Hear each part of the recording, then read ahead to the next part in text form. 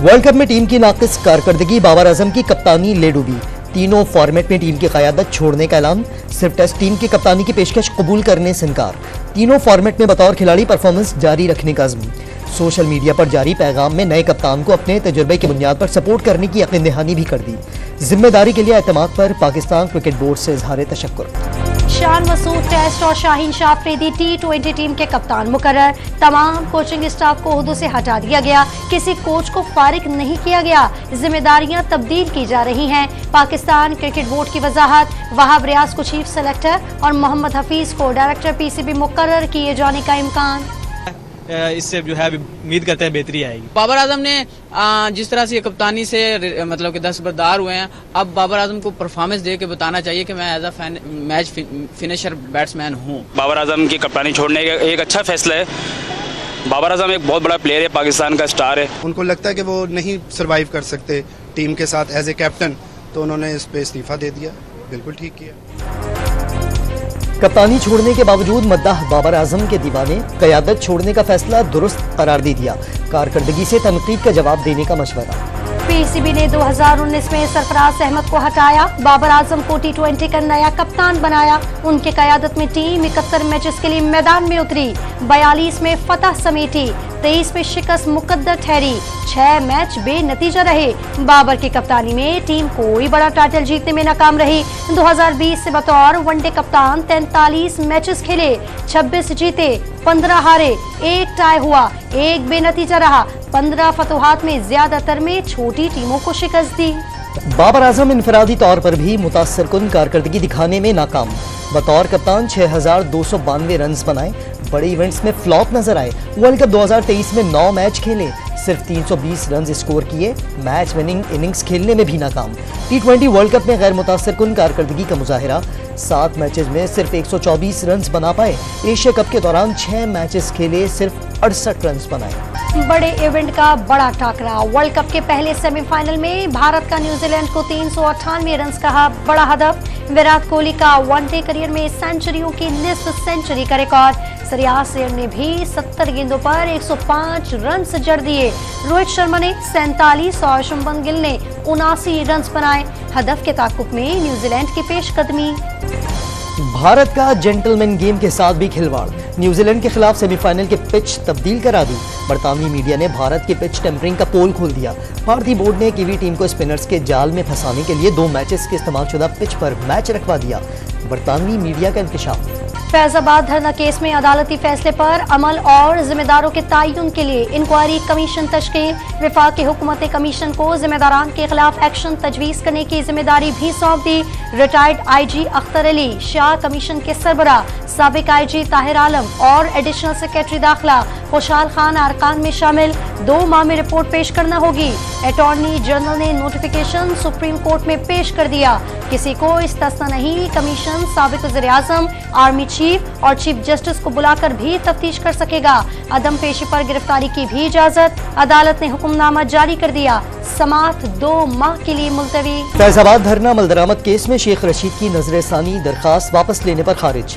4 साल तक इस केस को लटकाए रखा। आप अब भी सच नहीं बोलेंगे कि किसने नजरसानी का कहा था? चीफ जस्टिस ऑफ पाकिस्तान का शेख रशीद से इस्तफसार। कुछ गलत फहमी हो गई थी, दरखास्त दायर करने के लिए किसी ने कुछ नहीं कहा था। शेख रशीद का चीफ जस्टिस से मुकालमा। सच सबको पता है, बोलता कोई नहीं, कोई हिम्मत नहीं करता। चीफ जस्टिस काजी फाइज ईसा के रिमार्क्स। इस्लामाबाद हाई कोर्ट का साइफर केस का ट्रायल 4 हफ्तों में मुकम्मल करने का हुक्म। कोई प्रोसीडिंग सिर्फ इस बुनियाद पर कलदम नहीं हो सकती कि गलत जगह पर हुई। जब तक इंसाफ की फरहमी में नाकामी जाहिर न हो, वो प्रोसीडिंग कलदम करार नहीं दी जा सकती। PTI के चेयरमैन और वाइस चेयरमैन की दरखास्त से जमानत मुस्तरद किए जाने का तहरीरी फैसला जारी। जेल ट्रायल का मतलब इन कैमरा ट्रायल नहीं बल्कि ओपन ट्रायल ही है। फर्द जुर्म की कार्रवाई के खिलाफ शाह महमूद की दरखास्त भी मुस्तरद। मुल्क में लोड शेडिंग थी, अफसर मिकदार में बिजली बना दी थी। लोड शेडिंग के अजाब से निजात दिला दी थी हमने 2017 में। या उन्होंने फिर शुरू कर तब्दीली उन्होंने फिर शुरू कर दी। तब्दीली लाने वाले 4 साल में सिर्फ हसद और गालियां मुआशरे में लाए। 5 साल किसी और को नहीं, मुल्क को नुकसान पहुंचा। नवाज शरीफ का क्वेटा में वर्कर्स कन्वेंशन से खिताब, आवाम को बिजली का बिल देना मुश्किल हो गया, बिल देने के लिए लोग जायदाद फरोख्त करने लगे, गरीब बेटी की शादी नहीं कर सकता, मुल्क में इतनी तेजी से महंगाई कभी नहीं बढ़ी। लीगी कायद ने आइंदा हुकूमत बनाने की सूरत में बिजली के बिल खत्म करने का वादा भी कर दिया। वज़ीर आज़म वही होगा जिसे आवाम मुंतखब करेंगे। कौम नवाज शरीफ को वज़ीर आज़म बनाएगी तो सब कबूल करेंगे। शहबाज शरीफ का मुखालिफिन को रोने धोने और इल्जामात लगाने की बजाय अपनी गलतियां तलाश करने का मशवरा। बिलावल भुट्टो को छोटा भाई करार दिया। लश्करी और असलम रईसानी को नून लीग में शमूलियत की दावत। निगरान वज़ीर आज़म अनवारुल हक काकड़ से IMF के मिशन चीफ नाथन पोर्टर की मुलाकात। पाक IMF स्टैंड बाय मुआहदे और तकनीकी मुज़ाकरात पर तबादला ख्याल। नथन पोर्टर का सहमाही अहदाफ हासिल करने में पाकिस्तान की कोशिशों का एतराफ़। रवा हफ्ते मुआहिदा तय पाने का इम्कान। MD क्रिस्टलिना जॉर्जीवा की भी मुश्किल वक्त में हुकूमती कोशिशों की तारीफ। GDP के मुकाबले में 12 के बजाय 15% टैक्स जमा करने पर जोर। भारत मनी लॉन्ड्रिंग और हथियारों की गैर कानूनी तिजारत का मरकज बन गया। मनी लॉन्ड्रिंग GDP के 5% तक जा पहुंची। फाइनेंशियल एक्शन टास्क फोर्स ने नाम निहार जमहूरियत का तारीख चेहरा बेनकाब कर दिया। BJP रहनुमाओं की सरपरस्ती का भी इंकशाफ। तहकीकात के लिए FATF की टीम भारत पहुंच गई। रवा माह मनी लॉन्ड्रिंग और दहशतगर्दी की फंडिंग के साथ रवाबित बरकरार रखने के लिए जांच की जाएगी। भारत में मुसलमानों, ईसाइयों और सिखों समेत अक़लियतों की बदतरीन नस्लकुशी। मसाजिद, गिरजाघर और गुरुद्वारे सब भी घर महफूज। मकबूजा कश्मीर में 24,496 मजहबी मकामात सरकारी तहवील में। पाकिस्तान ने भारत के खिलाफ चश्मकुशा डोजियर जारी कर दिया। दुनिया से भारत में इंसानी हुकूक की खिलाफ वर्जियां रुकवाने का मुतालबा। भारत खत्ते में अदम इस्तेहकाम और तसादुम को हवा दे रहा है। मकबूजा कश्मीर के लोगों के बुनियादी हुकूक का इस्तेहसाल किया जा रहा है। बैन अल-अक़वामी अमन के लिए पाकिस्तान किरदार अदा करता रहेगा। निगरान वज़ीर आज़म का इस्लामाबाद पॉलिसी रिसर्च इंस्टीट्यूट के ज़ेरे एहतमाम मार्गला डायलॉग से खिताब। मैं बेगुनाह फ़लस्तीनियों के कत्लेआम का कोई जवाब नहीं। अनवारुल हक काकड़ का अक़वामे आलम पर गाजा में इस्राइली मज़ालिम रुकवाने पर जोर। जिला टांग के इलाके करी मचलखेल में सिक्योरिटी फोर्सेस का ऑपरेशन। 7 दहशतगर्द हलाक। असलहा और गोला बारूद बरामद कर लिया गया। ISPR की तस्दीक। इलाके को दहशतगर्दों से पाक करने के लिए ऑपरेशन।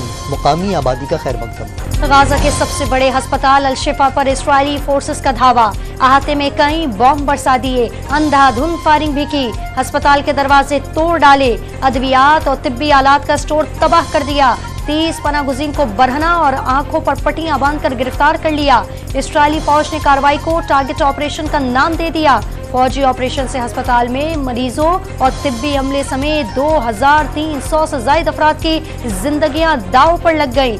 इस्राइली महासरे और ऑपरेशन की वजह से 170 फलस्तीनियों की अल-शिफा अस्पताल के सहन में इज्तिमाई कब्र में तदफीन। हमास और अल-शिफा इंतजामिया के अस्पताल की इमारत में किसी भी कमांड सेंटर के दावों की सख्ती से तरदीद। हमास ने अमरीकी सदर को अल-शिफा अस्पताल में ऑपरेशन का जिम्मेदार करार दे दिया।